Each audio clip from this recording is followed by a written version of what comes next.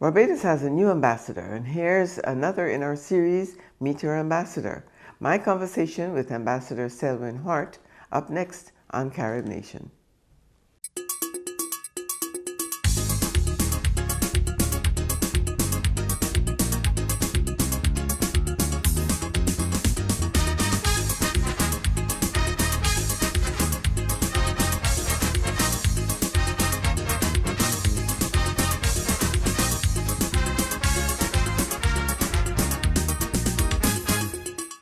Hello, welcome to Carib Nation. I'm Doris Dean. With me today is His Excellency Selwin Hart, the latest ambassador from Barbados to the United States and permanent representative to the Organization of American States. Welcome, Ambassador. Thank you. I have to mention that your youthful appearance belies your depth of experience and your expertise based on what your CV tells us. And I must congratulate you on that, keeping that youthful appearance going. Tell me about your family. Did you have a big family? Were you Yes, a member of well, I consider family to be not only the immediate family, mother and father, but also the extended family. And in a village situation in Barbados, It goes and grows you know, you always have large families. My parents, I have utmost respect for my parents. My father did not finish primary school. He left school when he was about 7 or 8 years old. He was the eldest of his mother's children, and as the eldest back in those days, you had to take responsibility for your family, especially if your mother was a single mother. So he left school to work, and he worked on the sugar plantations in St. Philip. He worked in the quarry, as I said earlier. Then he got an opportunity to participate in the farm labor program. And when we were very young, soon after we were born, and after my mother put her foot down and said enough is enough, he then started to work with our utility company as a linesman, which is extremely difficult. He died last year, and it was as I reflected on his life. I delivered the eulogy at his funeral, and as I reflected on his life, I never felt prouder in my life that he was able to overcome seemingly insurmountable obstacles to provide for his family, and not only that, but to be a contributor to Barbadian society, and that's an embodiment of the Barbadian spirit. You starting with nothing and being able to achieve a decent standard of living. My mother worked hard all her life. She didn't finish secondary school, and she worked as a maid and as a school meals worker until she retired a few years ago. But for her, education was everything, and she ensured that if nothing, we were fed, and we had clothes, and we had books. She didn't care about like the fancy sneakers and things like that. She just made sure we were clean and presentable, and that we were at school every day, even when we were sick. You're forced to go to school, because both of them, like most Barbadians from their generation, saw education as the great equalizer. They were not, most of them were not afforded the opportunities that my generation had. I consider myself among that first generation. I was born in 1970, so I'm not that young. Darius. That's young enough for me.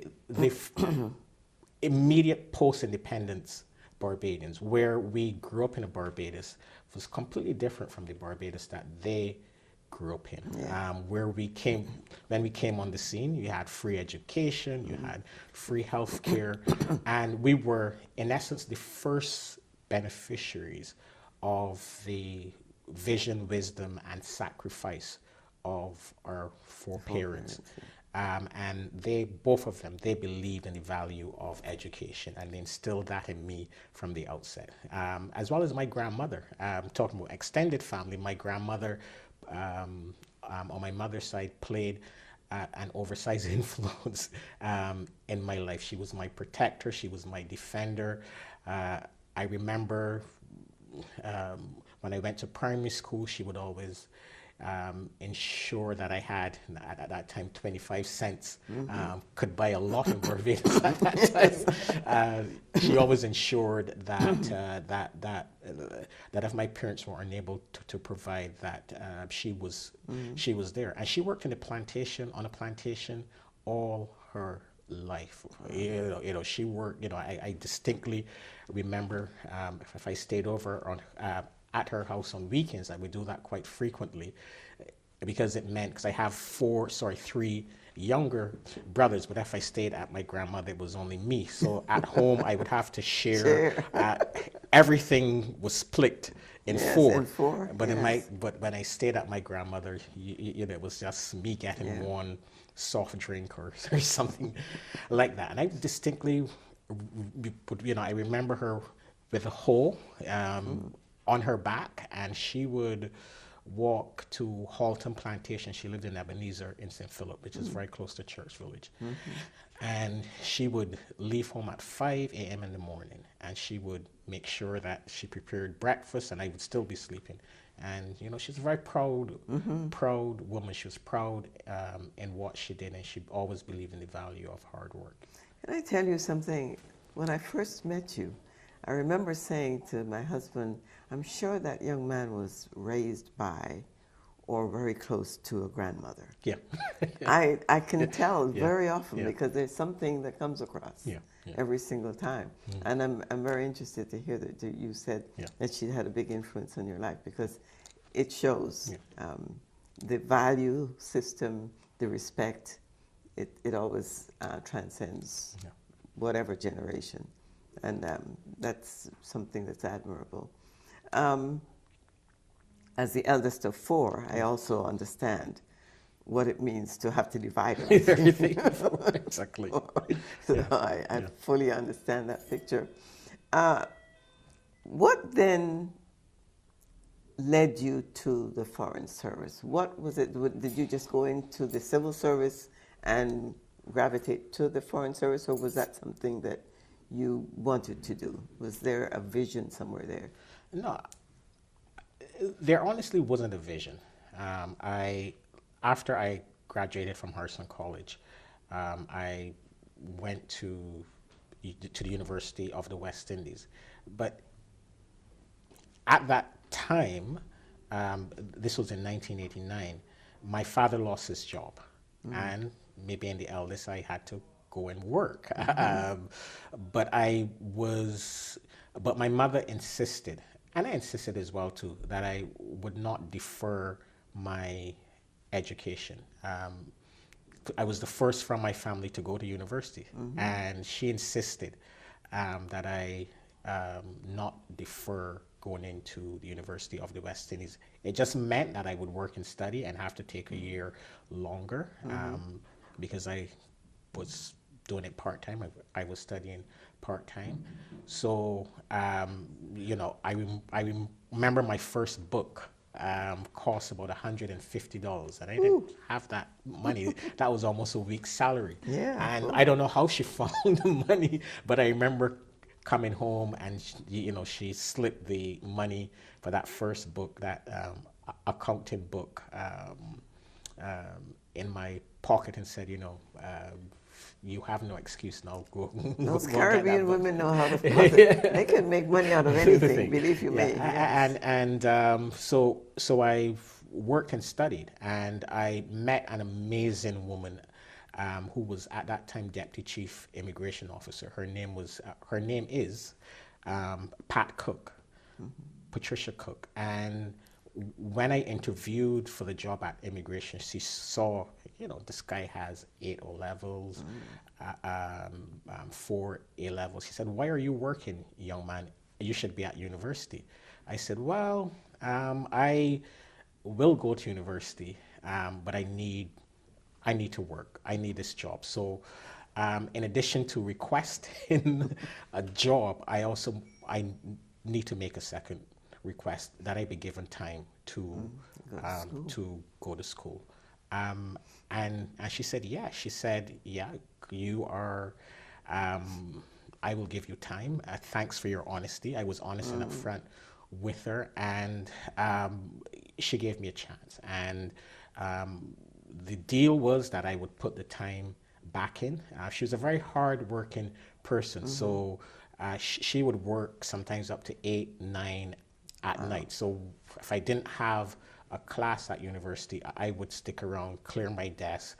And she also lived in St. Philip, so when her husband picked her up, I would also get a free ride. Get a ride. I would also get a ride. Sometimes all you need is a chance, yeah, a break. Yeah. So throughout my entire life, folks who didn't know me, because she didn't know me. She knew absolutely nothing of me or my family, but she gave me an opportunity. So after I graduated from the University of the West Indies with a degree in economics and accounting, I was offered a job at the Ministry of Economic Affairs, and I didn't take it immediately. And then then I was interviewed for a job at the Ministry of Foreign Affairs, and that's how I landed in the Ministry of Foreign Affairs. Again, I was interviewed by Peter Lorre and Sam Chandler. Sam Chandler, who is currently our ambassador in Brussels. If I'm honest, it was probably the worst interview that I've ever done in my life. But at the end of the interview, I remember saying, now that I think about it, I say, why did you say this?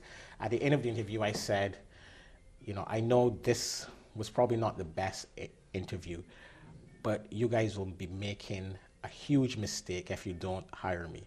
I will work hard. It will be the best decision. And every time I see Peter Lorre, I remember Peter Lorre, who was ambassador here, and I'm still in contact with him. He has been a great mentor over the years, as well as Sam Chandler, Ambassador Chandler. And whenever I see Sam Chandler or Peter Lorre, they always remind me of this upstart, this young upstart. Well, I think Peter Lorre could really appreciate that though, because when I said that, I remember seeing this smile. I can still see Peter's smile. Yeah, I can. This wry smile. Appreciate that. Yeah. Because he's that kind of person himself. Yeah. And I think he would appreciate that. And again, like Pat Cook, they decided to take a chance, and I joined the Foreign Service, and the rest is history. Well, that's great. Yeah, that's a great story. Yeah. Once you got to the United Nations, you came in as a consul in the Consulate General's in the office. consulate. Yeah. What about that job appeals to you? Well, I was posted after a year and a half, 2 years or so in the Foreign Service, and I was posted to New York. And I was posted as consul in the consulate. And I used that opportunity to, again, pursue my studies. And I did a master's at Fordham University. An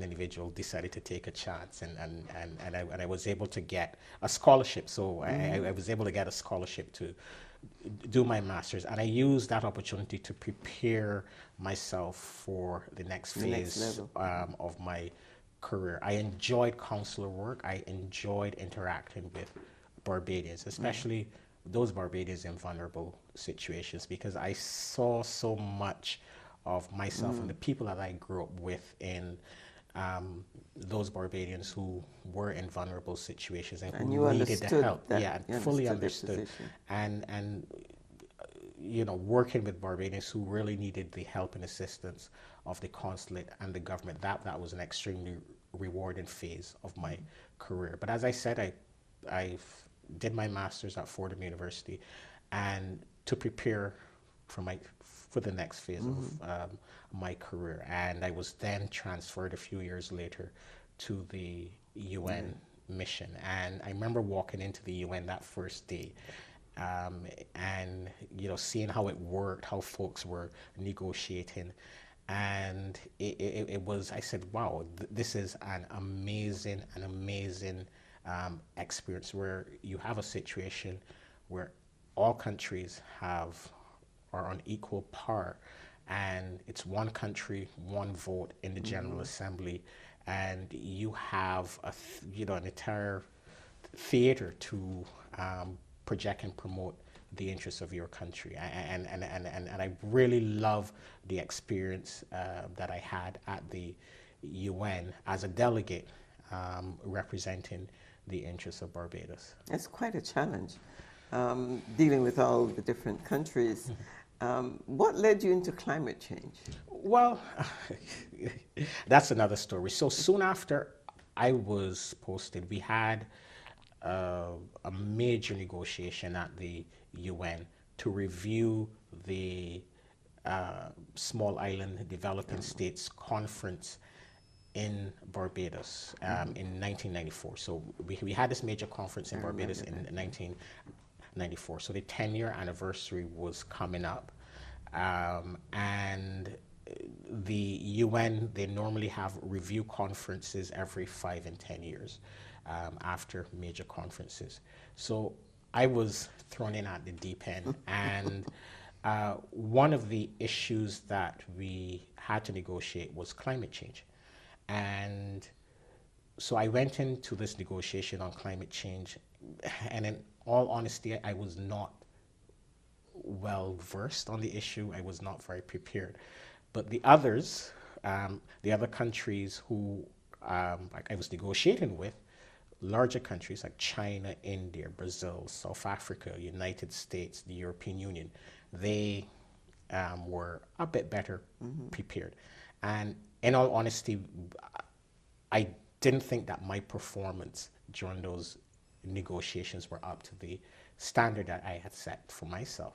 So I went back to the drawing board and I really immersed myself. Did your homework? I did my homework, and I vowed to myself I would never go into another negotiation unprepared and not, basically not prepared to negotiate with my colleagues. So from anything climate change or oceans or financial services, I did it all. On the economic side, it was fine. But this climate change issue. So I approached Dr. Leonard Nurse, who was Permanent Secretary in the Ministry of Environment at the time. Scientist, world acclaim. And I said, Dr. Nurse, I really need your help in bringing me up to scratch. And he continues to be a friend and a mentor. And, as I got more immersed in this subject, and I went back into the negotiations on climate change, and this time the result was, and this time, the result was completely different. And it just so happened that that was a period when the countries at the United Nations were focused on crafting a new global agreement on climate change. And I was then thrown into that mix. Kyoto Agreement. It was a sort of a post-Kyoto negotiations on a new global agreement. And I just immersed myself in those negotiations, and I then started to take leadership roles within the Small Island States grouping, and the Group of 77 and China, which is a grouping of 130 developing countries. And it just snowballed into, just an amazing experience. Yeah, Yeah. it seems that you enjoyed yourself.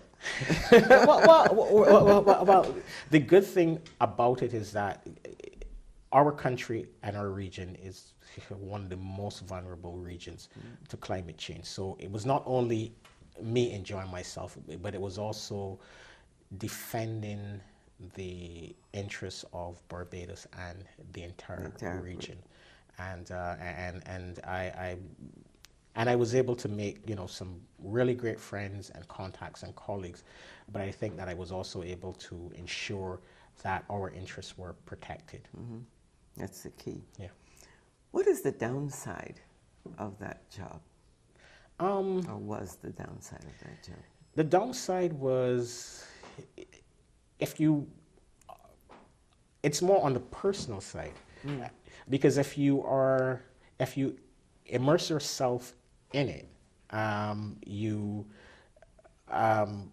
personal friendships and relationships tend to suffer. It's hard to, it's really hard to. Because you're working long hours. Exactly, and long hours. You're traveling. Sometimes you negotiate through the night. So personal relationships sometimes suffer, will invariably suffer. The other downside is it can be extremely frustrating as well, because progress is usually slow. It's incremental. Sometimes you don't get results immediately. So it can be extremely frustrating at times, but it's so important to always remain focused on the big picture. Right. 2 points before we close. We're running out of time as usual. There's never enough time. Do you have a family of your own? Are you married? Do you have any children? I have 2 children. I'm divorced at the moment. My kids are 16, Justin, and my daughter Gabrielle is 11 years old, and they live in New York with my ex-wife. And they visit me periodically, and I also go down to see them, but we speak at least twice a day. I can imagine, yes. Now that you're here as ambassador, what is your vision coming in? What do you want to change? Do you want to see? What kind of relationship do you want to have with the Barbadians here? Well, I have identified a number of strategic priorities. I'm the type of person I like to focus on. Plan everything. I believe in strategic priorities. The first strategic priority really is to mobilize new and existing friends in support of advancing the interests of Barbados. So one of the things that I've been very active on is going to Capitol Hill, meeting with representatives in the U.S. government and State Department, Treasury, Commerce, Energy Department, really to push those issues, political and commercial issues of priority for Barbados, be it clean energy, be it security-related issues, health, really ensuring that that the embassy is extremely active on Capitol Hill, because we need support in Congress, in both houses of Congress, and on both sides of the aisle. And unfortunately, we don't have lobbyists. We really can't afford to pay an expensive lobbyist, so we have to do that ourselves. So I've been extremely active on that front, meeting with senators, congressional representatives, but more importantly, the staffers. They're the ones who do the work. As a staffer for Ban Ki-moon, because one of the things that I was the head of Ban Ki-moon's climate change team before I was appointed, and as a staffer, I know how important it is to have the staffers on your side. Yeah, I was going to say your experience in New York would have been perfect. For dealing with So and my former job, in Ban Ki-moon's team, also helped to open many doors for me here in this city. My second strategic priority is on supporting the promotional and marketing efforts of the tourism and investment promotion agencies. And we've been working a lot closer together. On a quarterly basis, we have country team meetings where I convene meetings of all the consulates, the investment promotion and tourism promotion entities. And at our last meeting, I involved our honorary consuls throughout the United States so that we can look at joint promotional and marketing activities, but also generally to know what each other is doing and how we can support each other in fulfilling our respective missions. And the third priority, strategic priority, is mobilization of the diaspora towards the achievement of Objective 1 and 2. And that mobilization has to take many different forms. First, we need to ensure that we have strong organizations, strong Barbadian national organizations. So I've been working very closely with the local association in Washington, D.C. They've elected a new executive, and I met with the new executive, and we're looking at a number of joint activities. We need all hands on deck, and we need Barbadians to be organized in pursuit of the interest and vibrant. And we also need to bring younger Barbadians on board. Of course. And I think I can help with that. Sure my youthful look has certainly helped, right? But we need to bring younger Barbadians on board. And we also need to bring second and third generation Barbadians on board. And the Passport DC event last week, I saw so many young second and third generation Barbadians who just have a love and affinity for our country and curious. And they have feel a sense of belonging to Barbados. They volunteer the entire day to support that activity, and it made me. It was such an encouraging feeling that I had. And another aspect of that diaspora mobilization is for us to go out there and let Barbadians know what is happening. What is happening in Barbados, and letting them know what are our priorities here. So I've had a town hall here in Washington D.C. Over 100 Barbadians attended, and I was able to tell them. We had a very good discussion on what some of the priorities are, and they gave me feedback. They told me what or recommended to me what are some of the priorities that I should also pursue as ambassador. And I think that two-way conversation is really important. I don't know everything, and we as an embassy, we need to depend on our nationals to be ambassadors of Barbados, to provide us with market intelligence, provide us with advice, and more importantly, to be defenders of our great country. Perfect point in which to end. We have run out of time. But I do thank you so much for talking with us. I hope you have a long tenure here, because obviously you have some great things in store for the Washington group. So I hope you can stay here for long enough to see them come to fruition. And all the best. Good luck in the future. Thank you so much. My pleasure. Thank you for watching Carib Nation. Until next time, I'm Darris Dean.